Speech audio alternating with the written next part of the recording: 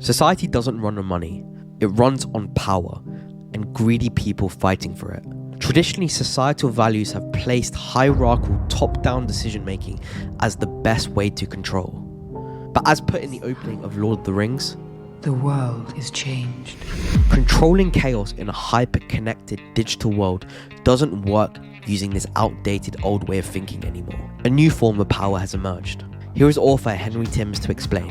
New power is this idea of the ability to harness the energy of the connected crowd. Today I'm joined with Liam Cahill, a strategic system thinker and advisor for the National Health Service and many health tech organisations. There is a law of systems thinking that systems are highly resistant, and the harder you push, the harder the system pushes back.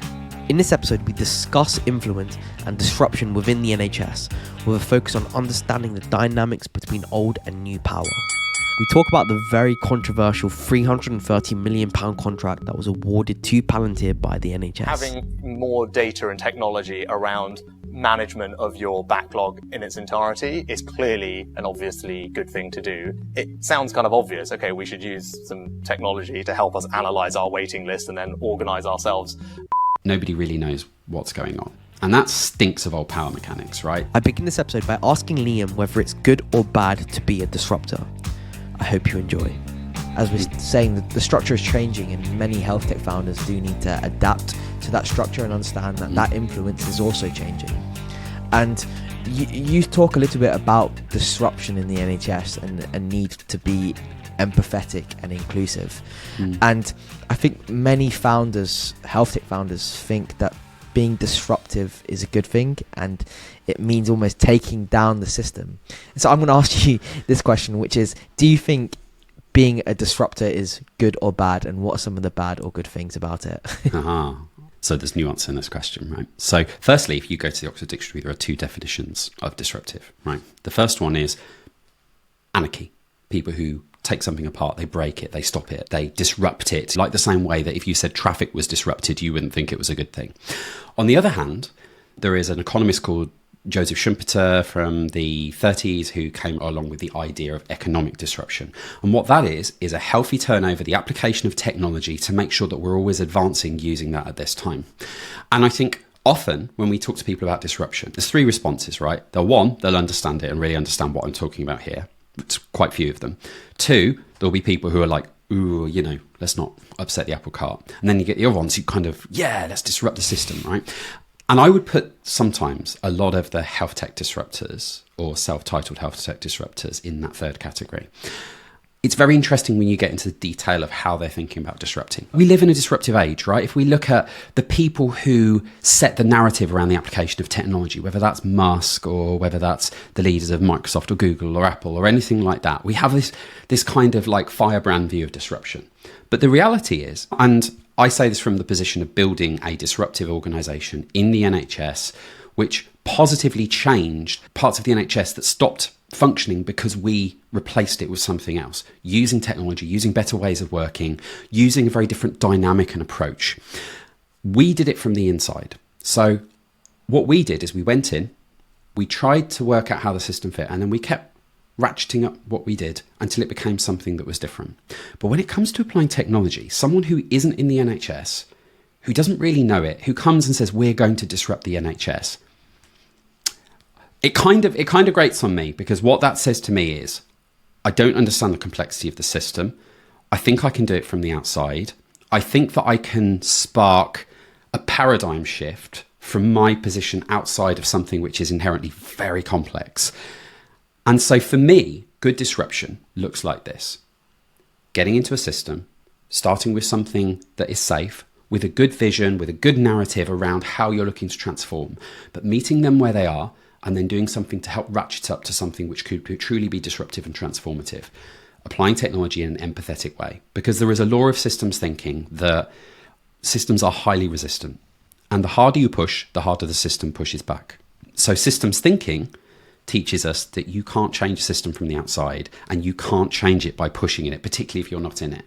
And I think that's where we kind of go wrong. And so, it's a complex picture, but what I would love to see is a more of a narrative around we're going to get into a system, we're going to bring this new philosophy, we're going to try and change the mindset, we're going to try and role model some of these new power dynamics and ideas and approaches from a bottom-up way. How can we empower clinicians more and start to bring this in a way that suddenly people go, wow, that was a real change in 3 to 4 years' time. And I think that's how we actually disrupt a complex system like health and social care. I think the leaders at the top aren't any better than these hot-headed disruptors that are coming in, because I don't think, in my experiences, that the leaders at the top, similarly to the hot-headed disruptors, don't fully understand the system and don't empathetically acknowledge or listen to the voices on the ground. And someone who I really admire and look up to is Helen Bevan. She's one of the strategic advisors for NHS Horizons. She talks about new power and matching it with old power. And we look towards, in this new power, looking for super connectors on the ground with influence to understand the problem and have a voice. And so the question I'm getting at is, how can we merge the two, new power and old power, to bring about meaningful change in the NHS?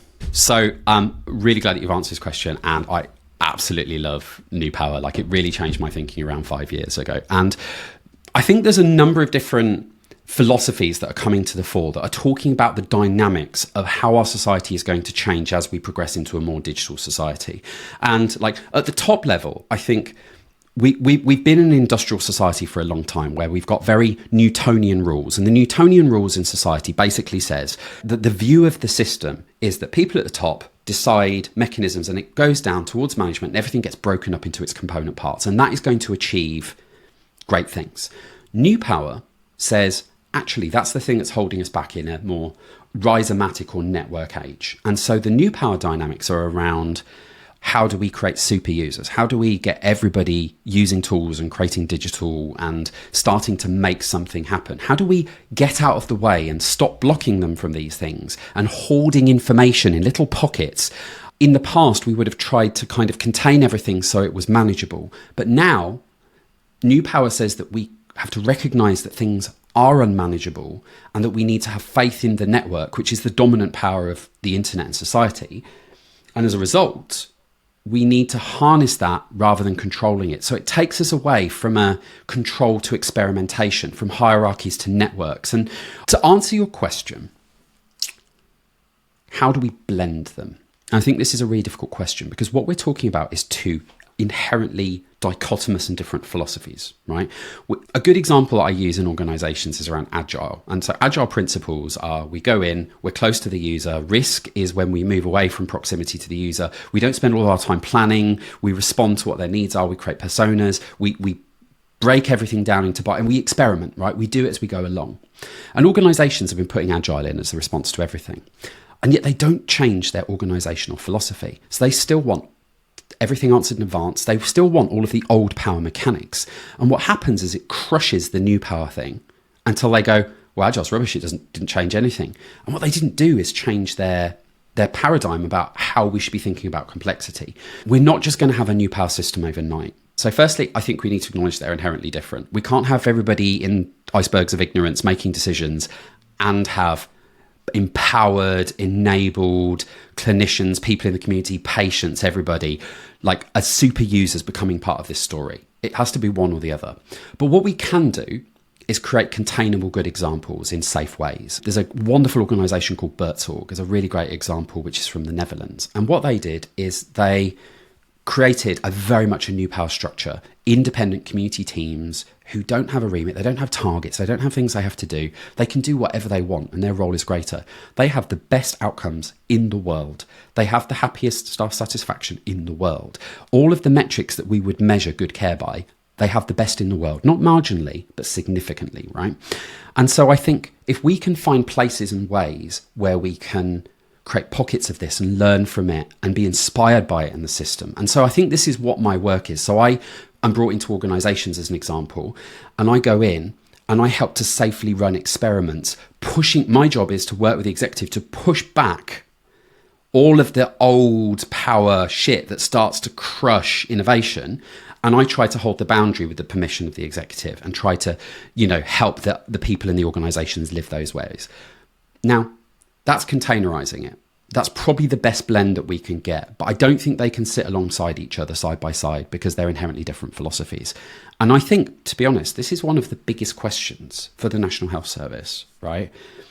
Like, how do we move away from institutionalism and how do we devolve down and empower people? Because right now, we're not doing it and we're not seeing great results as a consequence.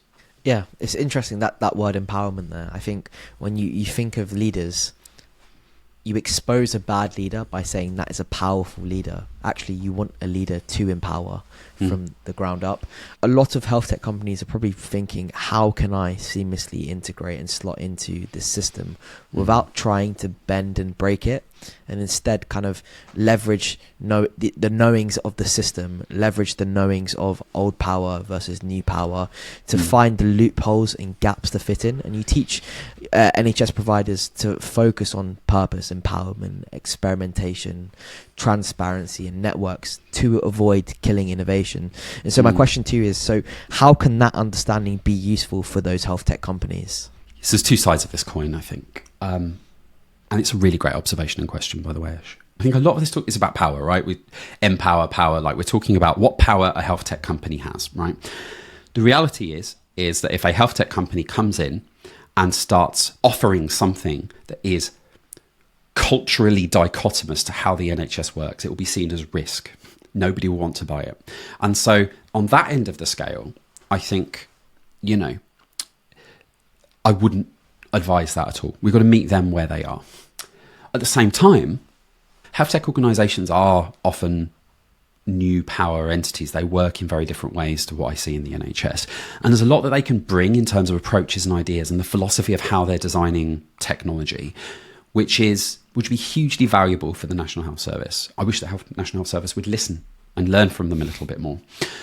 But what I'd say is, the first thing is, you can't change anything from the outside and you've got to get in. So the first most important thing is try and really understand what the environment is as it is. Before I go and do any experimentation or change work, I have to understand what the political mechanics are. I ask very specific cultural questions, and obviously I've got a different job. I'm not selling a piece of health technology into the NHS.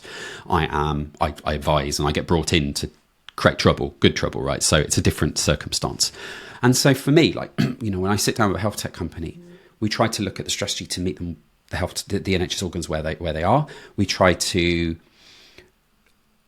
proactively mitigate and alleviate concerns about risk or compliance and stuff like that. We do everything to deal with the existing gateway mechanisms that we can't control. And then if we get in, we work with them to build a vision around how we can really change the area that they're in. And if we build up that trust and that partnership and we're doing it in a way that's listening to them, that's how we can start to be able to get that. So I think it is always a long game. There's recently been a case in the news which has gotten a lot of criticism, a lot of backlash. I can guess what this and might be. And that is, of course, the £330 million 7-year contract deal between NHS and Palantir to develop a federated data platform. And I wanted to talk about this case because I think it will be interesting to discuss the dynamics between old power and new power, specifically for this case, because it's faced a lot of criticism. The decision is somewhat steeped in bureaucracy, right? And so I wanted to talk about it and talk about what we can potentially learn from it. So I think firstly, Palantir is an agile, opportunistic company that can work very quickly. Clearly, as a company, they are not they're not the same as kind of some of the EHRs and EPR providers that are basically just holding on to us in the past. They are creating mechanisms that could theoretically actually enable and allow some of the things we want to see.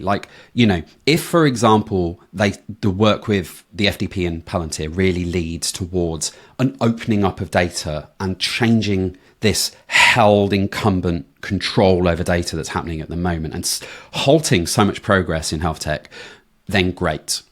I think also their approaches that they took at being COVID and coming in and doing some things were very opportunistic.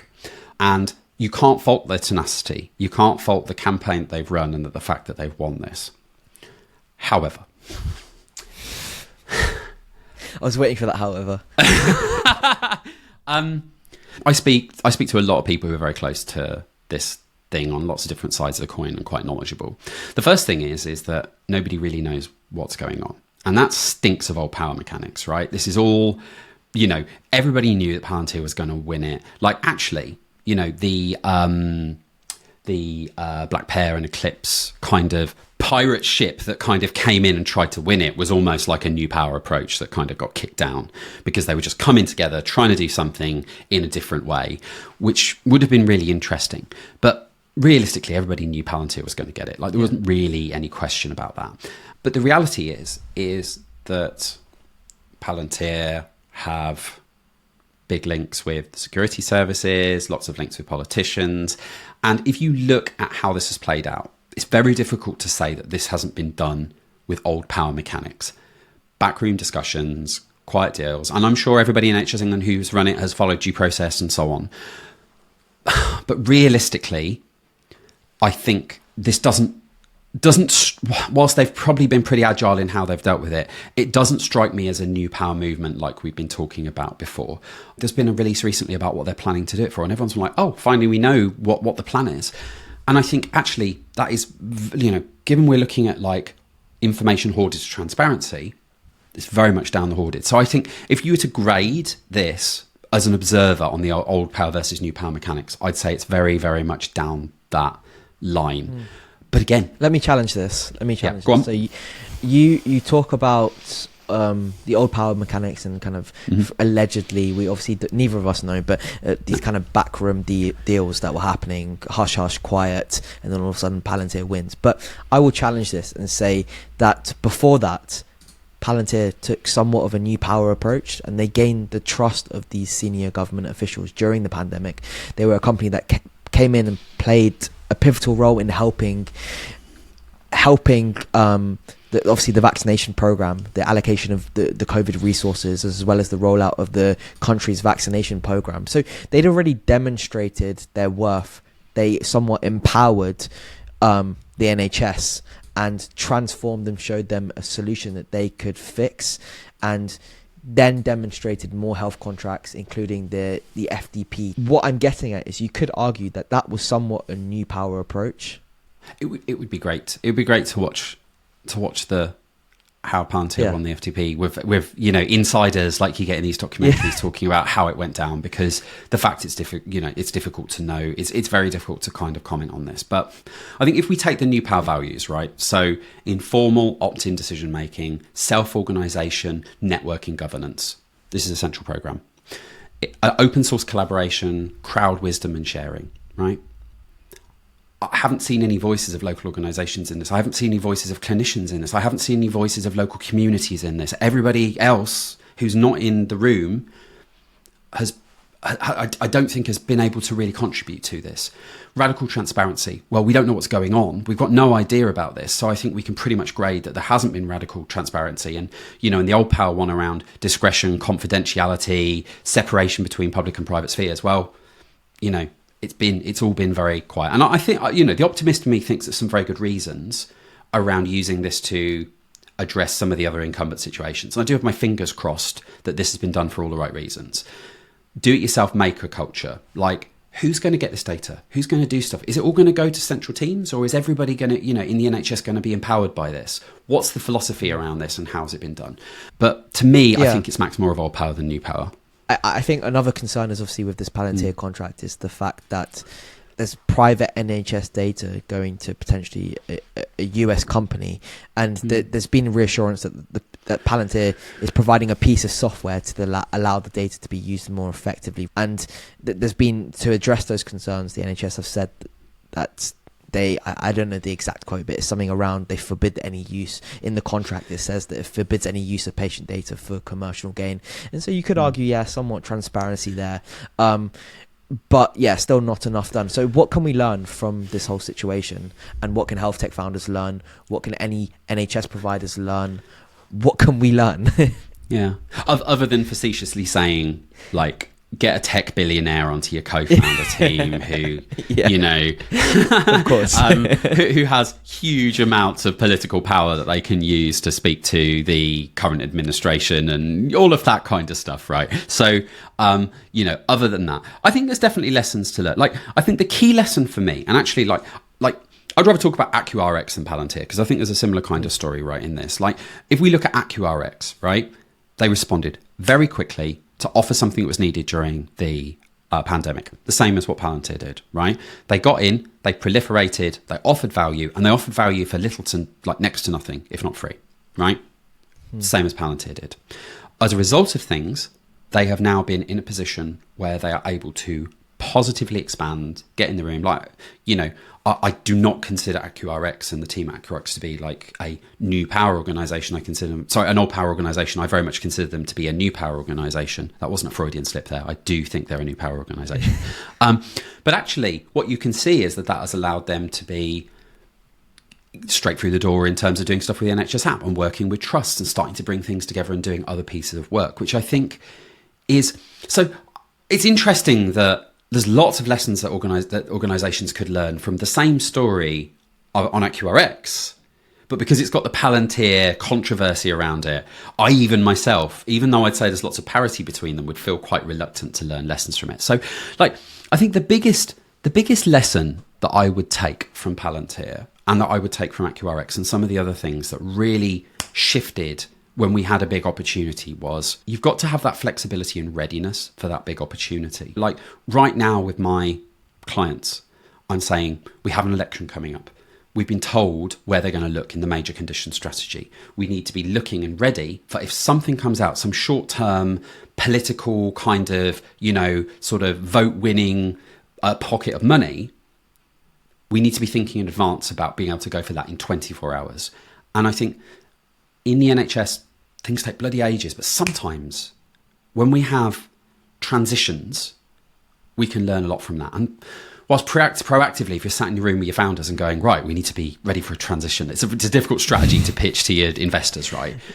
Generally, I have two strategies that I'm talking about in parallel with the clients I'm working with. One is the good, getting the system, leverage it, meet them where they are, what we were talking about before. The other one is the organizations I'm working with, we have more readiness because we're looking at the 3 months ahead and saying, what could happen that we could find that opportunity to? And so, yeah, like I think that for me is probably one of the biggest lessons. Liam, as we close up, it's been my pleasure having you on the podcast, and you are extremely successful if you don't want to admit it. And so my last question, my last question is just around what can individuals learn from you? Any systems, seeing as you love talking about systems, any systems and processes that you've built in your life that have helped you accomplish and get to where you are today? All right, it's different values of success, right? So I don't know, I've been pondering upon this a lot recently because I actually downgraded my business I built a very successful organization 5 years ago, and the time between me doing that then and now is, but like, to be totally honest, I spent the last couple of years thinking about micro and macro success, right? Like what I'm trying to do is do the change that I can, work towards the bigger picture that I'm trying to do. But to be honest, I've got a young son, and actually my measure of success at the moment is I don't want to do my bigger mission at the expense of like role modeling and helping a little human to be a great member of society in the next round. So to be honest, like it's difficult because, you know, I toil with myself that I could, you know, if I just wholly focused on this, I could be more and more successful in doing the things that I really want to see change. So professionally, what I would say is understanding complexity is a really important thing. Empathy and just being a nice human is great. Serendipity comes from just doing favors for people and just like not asking for things back. And I do really believe that just trying to be a kind human and doing that is just it's just the right way to do things. But I also think that trying to really get in and understand systems and complexity gives you superpowers. I'm not saying I've got superpowers, but I'm saying that some of the things that I've learned over time in systems thinking and design thinking and participatory practice and understanding bias and research techniques and all of these kind of things has really helped me how to have a framework to counter some of the things that maybe I'm not so good at. And I think actually that has really helped me in all of the things that I do. And also being vulnerable, just trying to do stuff and put it out in the world and try and not spend too long worrying about how people are going to feel.